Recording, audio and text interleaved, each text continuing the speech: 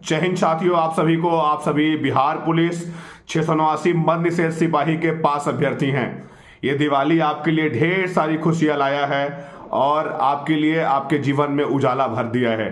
और जो अभ्यर्थी पास नहीं हुए हैं, ऐसा नहीं है कि वो अभ्यर्थी आगे चल कर कुछ नहीं कर पाएंगे।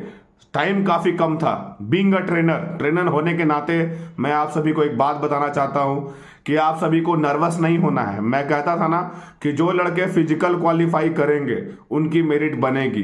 बहुत सारे लड़कों के माइंड में डाउट रहता है कि सेटिंग होती है। अब आपका दिमाग खुल गया होगा। कितना कम कट ऑफ गया आप देखे हैं, काफी कम कट ऑफ गया है इस बार। और अभ्यर्थी काफी परेशान थे। 72 नंबर वाले ओबीसी वाले परेशान होकर पूछ रहे थे। मैं बोला था कि कट ऑफ बिल्कुल कम जाएगा और कम गया है।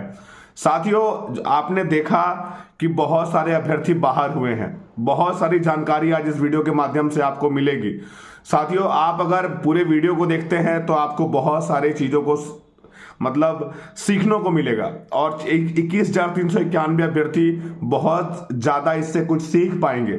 इसलिए आप सभी पूरी वीडियो पे बने रहना, क्योंकि साथियों आपको पता है कि 313 अभ्यर्थी बाहर हुए हैं एनसीएल और ईडब्ल्यूएस को लेके। आपको पता होगा एनसीएल का मतलब होता है नॉन क्रीमिलियर और ईडब्ल्यूएस का मतलब होता है इकोनॉमिकली वीकर सेक्शन के जो लोग हैं, यानी राजपूत, भूमियार, ब्राह्मण, लाला और जो मुस्लिम में खान पठान लोग आते हैं। तो इस चीज को आप समझ गए होंगे अच्छे तरीके से। और BC1 BC2 बिहार में है। ओबीसी का 2 कैटेगरी बांटा गया है, BC1 और BC2। तो BC1 में ओबीसी आते हैं और BC2 में ईबीसी आते हैं।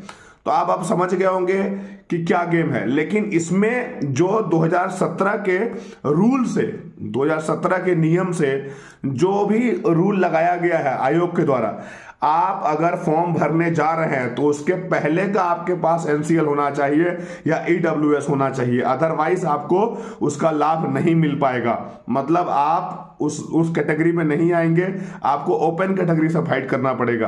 तो आप लोगों ने देखा कि आज बहुत सारे लड़के डाउट में हैं कि सर मेरा नंबर 66 था, 62 था, 54 कट ऑफ गया, मेरा नहीं हुआ। बहुत सारे अभ्यर्थी ये सोच रहे हैं, लेकिन ऐसा आपको नहीं सोचना है। आप ये दिमाग में सोचिए कि क्या आपने सही टाइम पे एनसीएल को जमा किया या ईडब्ल्यूएस को जमा किया कि नहीं किया। अगर किया तो अति उत्तम, नहीं किया तो फिर आपको पछतावा के सिवा और कुछ नहीं मिलेगा। ये बात को ध्यान रखिएगा।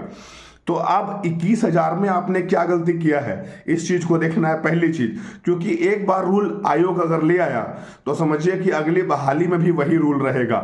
इस बात को समझने की जरूरत है और आप अपने दिमाग में बैठा लीजिए। कोई चाचा, मौसा, नाना, नानी काम नहीं देने वाले हैं। चाचा विधायक होंगे तो अपने घर के, चाचा अगर एसपी होंगे, डीएसपी होंगे तो अपने घर के होंगे। बहुत सारे लोग यही सोचते हैं, लेकिन ऐसा नहीं है। अब देखिए, अब यहाँ पे सिस्टम समझने वाली क्या है। ये चीज तो हो गई, बहुत सारे अभ्यर्थी बहुत मेहनत किए। अब 21,000 को ये समझना है कि बाबू आपका कटअप बहुत ज्यादा हाई नहीं जाएगा। रिटेन का भी लो रहेगा और फिजिकल का भी आप देख ही रहे हैं लो रहेगा, क्योंकि फिजिकल भी जल्दी होगी, रिटेन भी जल्दी होगा। तो अब आपको पढ़ाई पे ज्यादा फोकस होना है। यानी कि अगर आप रिटेन एग्जाम का रिजल्ट लाते हैं तो फिजिकल में अगर आप क्वालिफाई भी करते हैं तो मेरिट बनेगा। ये साफ दर्शाता है 689 रिजल्ट। 689 रिजल्ट 100% उसी चीज के बारे में है। आपको परेशान नहीं होना, बस फोकस्ड रहना है। आपको बहाली पे फोकस्ड रहना है, फिजिकल पे।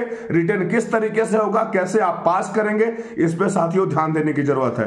अब आप अगर नहीं ध्यान देते हैं तो आप सबसे बड़ा धरती का बेवकूफ आदमी है, डंप है। इस चीज को समझ लीजिए।